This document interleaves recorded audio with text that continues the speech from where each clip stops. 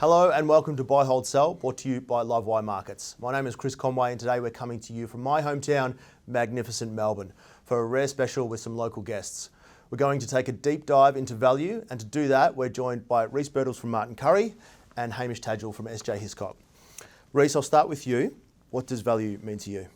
For us, valuation is really all about understanding the mid-cycle earnings or long-term earning power of a company, but that considers things like the quality of the business, the governance, the management, sustainability, the return on capital.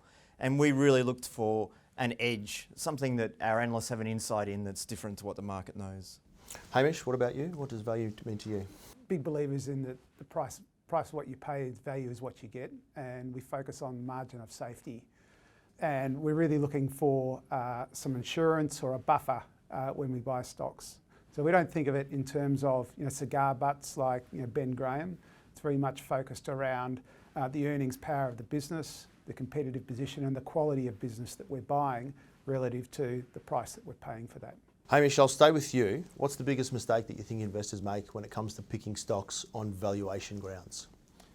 Look, I think it's probably focusing too much on the valuation and not enough on the quality of the business or how the environment or competitive positioning in that business has changed.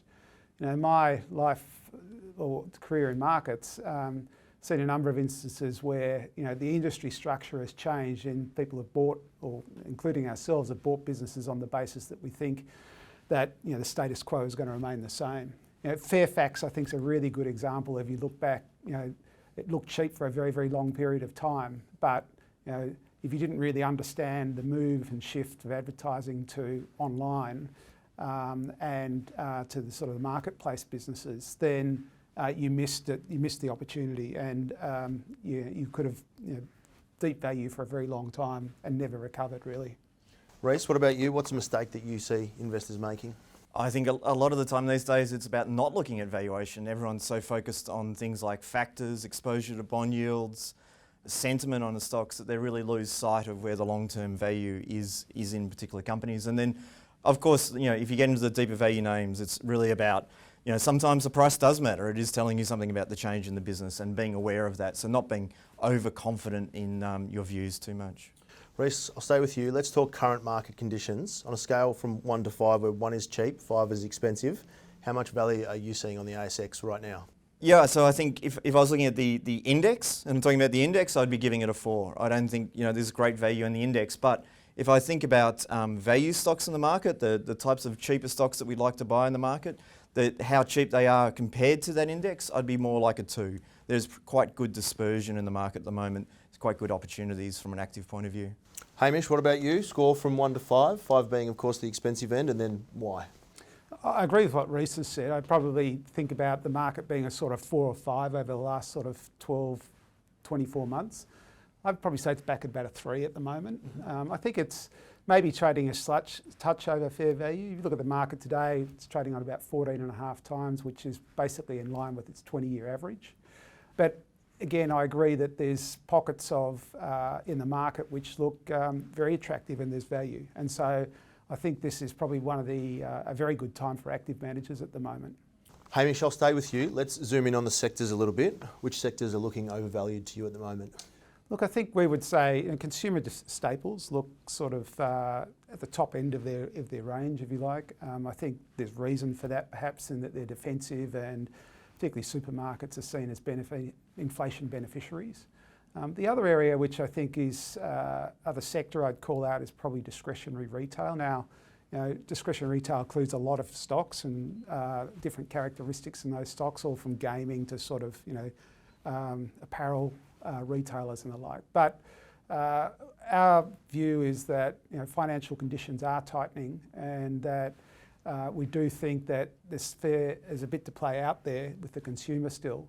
And with that, we would expect to see some earnings pressure there, and as a consequence, some of those stocks to us look overvalued at the moment. Reece, what about you? Do you have a similar sort of outlook to Hamish, or are you looking at some different sectors as overvalued? I'd probably agree on the consumer staples, and I think they're suffering in terms of the inflation and cost trends in terms of their business. But the one that jumps out to me is resources, and more specifically iron ore within resources. I just think The iron ore price looks unsustainably high given the demand characteristics for steel in China are so weak and the Chinese steel makers are making so little money, and so those stocks really look overvalued to us.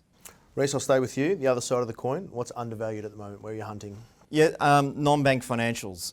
The insurance names for us, the domestic P&C insurance companies as well as the health insurance, we think they've got very good revenue trends and doing very well on margins in this environment. Hamish, what about you? What's undervalued in your eyes? Look, we'd probably call out REITs.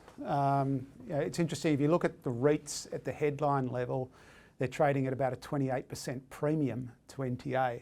But once you strip out the fund managers, so the Charter Halls and the Goodmans, they're trading at a 6% discount to NTA. If we sort of look at more deeply, the yield they're trading on is about sort of 6%.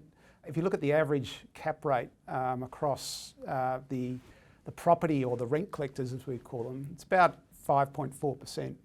But the implied cap rate in the market today is about 7%. So it's implying about a 20% discount, if you like, to underlying value.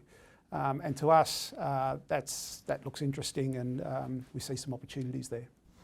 It wouldn't be buy, hold, sell if we didn't talk some stock picks. So we've asked the gents to bring along a high conviction pick that they think is underappreciated by the market right now. Hamish, I'll stay with you. What's your stock pick? Look, I'd call that Chorus. I think Chorus is effectively the NBN in New Zealand. It's an infrastructure telecommunication stock, but very much leveraged to the data thematic, fibre consumption, which we see continuing to grow very strongly. Chorus is, over the last decade, been building out the fibre network in New Zealand, and it's currently really shifting from investment in the network to operating the network. And so we're going to see a big decline in CapEx, a big uptick in free cash flow, and with that, pick up in the dividend and growth in the dividend. So stock's trading at the moment on about a 7% yield with a growing dividend. We think it's very attractive. Reece, can you top that? What have you got for us? It's probably a similar space, hard assets. So for us, it's Horizon. So we think in recent years, it's really suffered from the weather dynamics with the wet weather conditions, and so that's impacted their volumes. And then this year, they've really benefited on their regulatory asset business from higher interest rates, giving them a higher return on capital, inflation driving their asset base higher, and then their volumes are really locked in with long-term contracts. And we think the company's doing well with its transition with the One Rail business and its bulk transition to move away from the traditional coal business. PE of 13 times, near 6% yield, and growing income stream as those weather recovery and then inflation protection in their contracts really comes through. If you enjoyed that episode of Buy, Hold, Sell, make sure to give it a like, and don't forget to follow our YouTube channel because we're adding lots of great content every single week.